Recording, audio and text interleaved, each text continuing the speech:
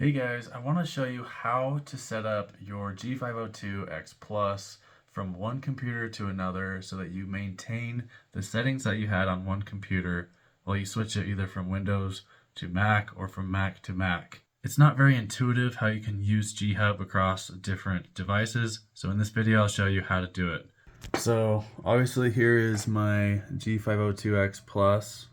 So I wasn't able to figure out when I switched the little dongle from this Mac to a different Mac, I was hoping that it would be able to transfer the G-Hub settings.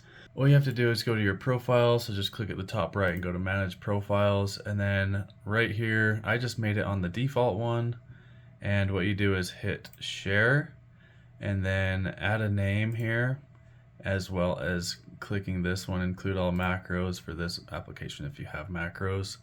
You don't have to make it public. If you do, I don't think it'll be available until that's been approved. Let's see, I'll just name this test. I'll hit publish here. Okay, now you can see that that's been saved. So if I go back to my profile right here and click on the top right, you can see that test is right there. It's available. And that should have all of your settings from your mouse, so you can have all the specific ones. Now what we're going to do is take this little dongle out and put it in your other computer, and I'll do that really quick. Okay, now we're on the other computer here with it connected, and I haven't refreshed or anything. I think if we might have to close and open, yeah, there it is.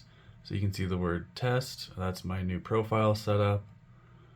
So I can click on that and hit download, and that would give you all the settings that you need so that when you go here, you'll be able to have all of your settings already set up. It's gonna make me click that.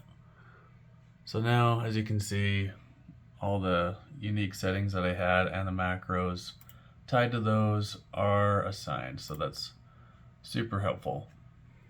Okay, hopefully that was helpful showing you how to switch your G-Hub settings from one Mac to another or from Windows to Mac. Let me know if you have any questions down below and I'll make sure to answer those. I'll see you guys in the next video.